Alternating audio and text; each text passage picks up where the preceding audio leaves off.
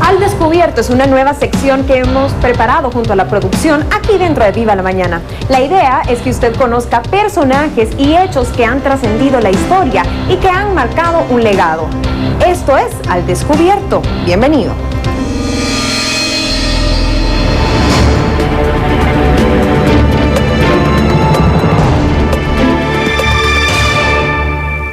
El hombre más poderoso del mundo a principios de los 60. Ícono para muchos del sueño americano. John F. Kennedy estuvo en la silla presidencial 2 años y 8 meses. Bastaron 2 disparos para terminar con su mandato, pero su figura ha trascendido la muerte hasta convertirlo en uno de los personajes más relevantes del siglo XX. Hoy queda al descubierto la vida de John F. Kennedy. Hoy se cumplen 50 años del asesinato de John F. Kennedy. Un trágico viernes como hoy, pero en 1963, Lee Harvey Oswald acabó con la vida del entonces mandatario. Pero ¿quién era este hombre y por qué mató a Kennedy? Dallas, Texas, viernes 22 de noviembre de 1963. El Air Force One aterrizó en el aeropuerto de Dallas a las 11:51 de la mañana. El presidente John F. Kennedy estaba listo para ir junto a su comitiva al centro de la ciudad. Son casi las 12:30 del mediodía y la caravana hace su entrada en la Plaza Dealey. Este es el momento que cambiará la historia de los Estados Unidos. El primer disparo no impactó a Kennedy, rebotó en la calle. La segunda bala entró por la espalda y salió por la garganta. El disparo mortal fue el tercero. Este impactó directamente a la cabeza del mandatario.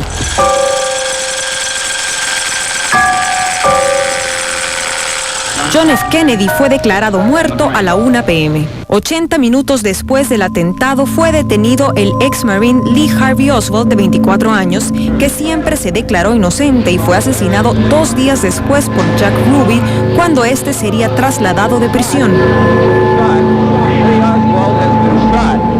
En 1979, el Comité de la Cámara sobre Asesinatos concluyó que, si bien Oswald fue el autor de los disparos, el asesinato del presidente Kennedy podría tratarse de una conspiración, en la que participan la Agencia Central de Inteligencia, el Sistema de Reserva Federal, la KGB, la mafia y J. Edgar Hoover, director del FBI, e inclusive a Richard Nixon o el vicepresidente Lyndon B. Johnson. Existen otras teorías un poco más atrevidas. Una de ellas gira en torno a J.D. Tippit, un policía de Dallas que tenía un supuesto parecido al presidente Kennedy.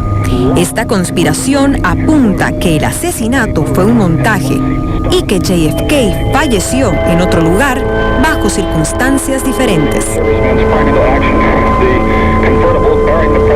John F. Kennedy fue un presidente que cambió y rompió los esquemas una vez llegó a la Casa Blanca. Defensor de las minorías, además fue el primer presidente católico y tuvo choques muy fuertes con la entonces Unión Soviética y Cuba. Pero conozcamos más acerca de este presidente que se convirtió en una celebridad y que hasta hoy sigue siendo todo un mito. El presidente número 35 de Estados Unidos, John F. Kennedy, nació en Massachusetts el 29 de mayo de 1917 en el seno de una familia católica de origen irlandés.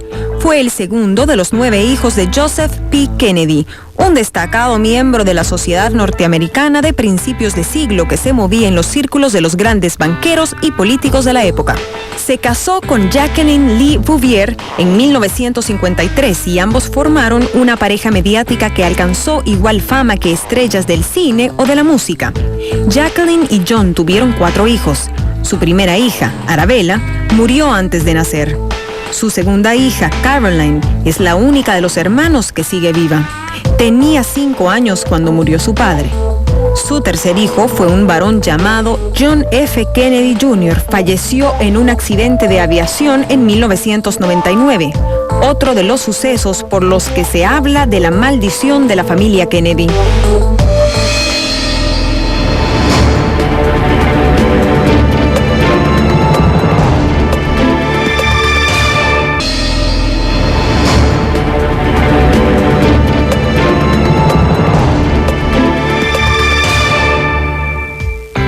fue muy querido en la comunidad negra e hispana de origen mexicano en Estados Unidos.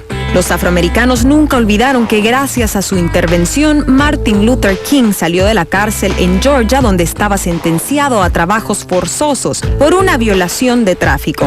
Y le dieron todo su apoyo en la elección presidencial de 1960. Los mexicoamericanos se identificaban con su catolicismo y les deleitaba que la primera dama hablara español. ¡Que viva Kennedy! El presidente, que llegó al poder con 43 años, hablaba de grandes ideas y hazañas y convenció a los estadounidenses de que el futuro no solo podía ser mejor, sino que ellos eran dueños de su propio destino y del destino del mundo.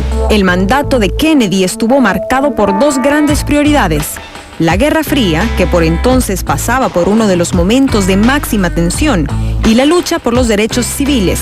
Sin embargo, el breve periodo de JF Kennedy tuvo momentos oscuros, como cuando un grupo de exiliados cubanos financiados por su gobierno intentaron invadir Cuba en 1961. En menos de 65 horas, la operación militar fue aplastada por las Fuerzas Armadas Revolucionarias. Uno de los momentos más tensos entre Rusia, Cuba y Estados Unidos.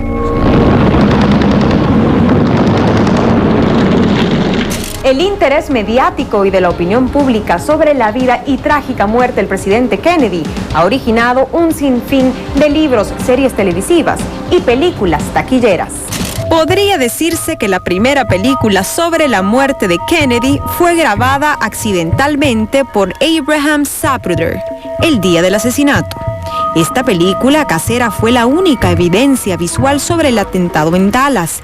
Abraham Zapruder, un ferviente admirador de la administración Kennedy, estaba filmando el paso de la caravana en la calle de Houston con una cámara de video Bell & Howell de 8 milímetros. La revista Life le compró a Zapruder esta cinta por $150,000, obteniendo todos los derechos sobre ella. Actualmente este material es propiedad de la familia Kennedy. La revista Life cedió los derechos en 1970 por el precio de $1. Una de las películas más populares es JFK, de Oliver Stone, estrenada en 1991. En este thriller histórico, Kevin Costner interpreta a un fiscal de Nueva Orleans, Jim Garrison, y analiza el papel de la Comisión Warren. A nivel histórico es además la más interesante, porque propone una reconstrucción de los hechos desde una nueva perspectiva, una teoría y sus conclusiones. Parkland es otra de las cintas dedicadas al caso Kennedy, del director Peter Landsman y protagonizada por Zac Efron. Trata de la llegada de Kennedy al hospital y está contada a partir del punto de vista de los doctores y de la única persona que grabó el atentado, Abraham Zapruder, interpretada por Paul Giamatti. La televisión no se queda atrás y con el paso de los años nos ha ofrecido distintos materiales en memoria de John F. Kennedy. Uno de los más escandalosos ha sido la miniserie The Kennedys con Katie Holmes como cabeza de reparto. The Kennedys se ha visto envuelta en polémica por haber sido rechazada por History Channel una vez grabada. Se dice que los herederos de la familia presionaron para que no se emitiese, pero finalmente la obra vio la luz en un canal menor llamado Reelz Channel y no obtuvo malas críticas. Fue estrenada en 2012. Este año se estrenó Killing Kennedy, una película para televisión de 2 horas que recrea los días previos tanto de Kennedy como de su supuesto asesino, Lee Harvey Oswald, y basándose en un libro de Bill O'Reilly y Martin Dugard. La película muestra el lado más humano del expresidente. Está producida por Ridley Scott. Lo ocurrido un 22 de noviembre de 1963 ha dejado un sinfín de teorías de conspiración. ¿Quién mató a Kennedy? ¿Habrá sido la mafia? ¿Los rusos? ¿El mismo gobierno, el servicio secreto o un problema de amoríos? Esto fue Al Descubierto. Yo soy Gina Salazar y nos vemos en la próxima entrega.